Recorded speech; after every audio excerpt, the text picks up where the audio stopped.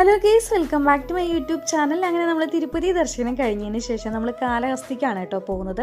ആന്ധ്രാപ്രദേശിലെ ചിത്തൂർ എന്ന ഒരു ഭാഗത്താണ് ഈ ഒരു അമ്പലം ഉള്ളത് കേട്ടോ.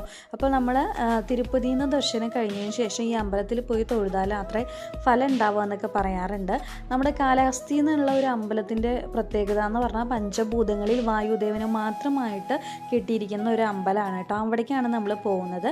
നമ്മുടെ ജാതകത്തിൽ പല ദോഷങ്ങളുണ്ടാവില്ലേ, ആ ദോഷമൊക്കെ കഴിക്കാൻ വേണ്ടിയിട്ടാണ് ഈ ഒരു അമ്പലത്തിലേക്ക് പൊതുവെ വരാറ് കേട്ടോ. അതേപോലെ കല്യാണമൊന്നും കഴിയാത്തവരാണെങ്കിൽ ഈ ഒരു അമ്പലത്തിൽ വന്ന് പൂജാ കാര്യങ്ങളൊക്കെ ചെയ്തതിന് ശേഷം പോയി കഴിഞ്ഞാൽ പെട്ടെന്നൊക്കെ കല്യാണം നടക്കുന്നൊക്കെ പറയുന്നത് കേട്ടിട്ടുണ്ട്. അപ്പോൾ ആ അമ്പലത്തിലേക്കാണ് കേട്ടോ നമ്മൾ വന്നിരിക്കുന്നത്. ഞാൻ ഇത് 3ാമത്തെ വട്ടമാണ് ഈ അമ്പലത്തിലേക്ക് വരുന്നത്. ഈ അമ്പലത്തിൽ വന്നു കഴിഞ്ഞു പറഞ്ഞു കഴിഞ്ഞാൽ ഒരു വിനായകൻ്റെ അമ്പലം ഉണ്ട് കേട്ടോ ഫ്രണ്ടിൽ തന്നെ. അവിടെ വന്ന് തൊഴുതതിന് ശേഷമാണ് നമ്മൾ ഉള്ളിലേക്ക് പോകേണ്ടത് കേട്ടോ. അപ്പോൾ ഇവിടെ ഉള്ളിലേക്ക് പോകുന്നത് തേങ്ങയും പഴമൊക്കെ വെച്ചിട്ടുണ്ടാവും. നമ്മൾ കാശ് കൊടുത്ത് മേടിച്ചു എന്ന് പറഞ്ഞു കഴിഞ്ഞാൽ അതിൻ്റെ ഉള്ളിൽ പോയി ഭഗവാന്റെ മുന്നിലൊന്നും ഉടയ്ക്കാറില്ല.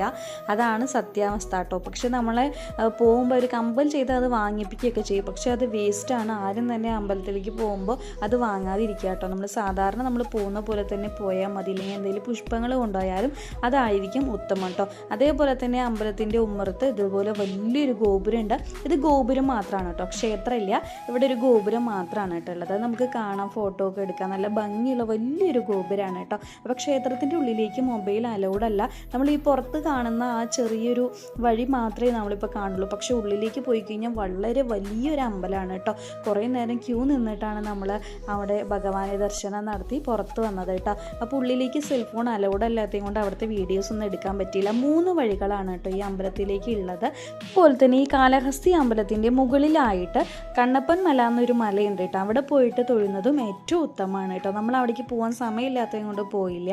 അതേപോലെ തന്നെ ഈ ക്ഷേത്രത്തിനെ ദക്ഷിണ കൈലാസം എന്നും പറയപ്പെടാറുണ്ട് കേട്ടോ. അമ്പലത്തിൻ്റെ പ്രത്യേകത എന്ന് പറഞ്ഞാൽ രാഹു കേതു പൂജകൾ ചെയ്യുന്ന ഒരു വലിയൊരു ക്ഷേത്രമാണ്. അപ്പോൾ എന്തെങ്കിലുമൊക്കെ ദോഷങ്ങളുള്ളവരുണ്ടെങ്കിൽ ഇവിടെ പോയി പരിഹാരം ചെയ്ത് കഴിഞ്ഞാൽ ദോഷങ്ങളൊക്കെ മാറുന്നതാണ്, ജാതകത്തിലെ ദോഷങ്ങളൊക്കെ മാറുന്നതാണ് പറയാറ്.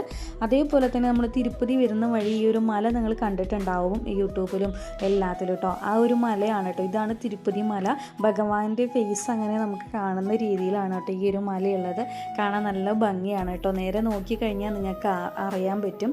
അതേപോലെ ഞങ്ങൾ വരുന്ന വഴിക്ക് 30 രൂപയ്ക്ക് ഒരു ബോക്സ് ചോറ് കേട്ടോ, തൈര് ചോറ്, പുളിച്ചോറ് എന്നൊക്കെ കിട്ടിയിട്ടുണ്ടായിരുന്നു. അപ്പോൾ അതൊക്കെ വാങ്ങി ഞങ്ങൾ റോഡിൻ്റെ സൈഡിൽ ഇങ്ങനെ ഇതുപോലെ ഇരുന്ന് കാറ്റൊക്കെ കൊണ്ട് ഭക്ഷണമൊക്കെ കഴിച്ചിട്ട് പിന്നെ അവിടെ നിന്ന് ഇറങ്ങുകയാണ് കേട്ടോ ചെയ്തത്. ഇന്നത്തെ കുട്ടി വീഡിയോ ഇത്രയേ ഉള്ളൂ കേട്ടോ. അപ്പോൾ വീഡിയോ ഇഷ്ടമായാൽ ലൈക്ക് ചെയ്യാനും ഷെയർ ചെയ്യാനും കമൻറ്റ് ചെയ്യാനും സബ്സ്ക്രൈബ് ചെയ്യാത്തവരാണെങ്കിൽ സബ്സ്ക്രൈബ് ചെയ്ത് സപ്പോർട്ട് ചെയ്യാൻ മറക്കരുത് കേട്ടോ. നെക്സ്റ്റ് ഒരു പുതിയ വീഡിയോ ആയിട്ട് വരുന്നവരെ എല്ലാവർക്കും ബൈ.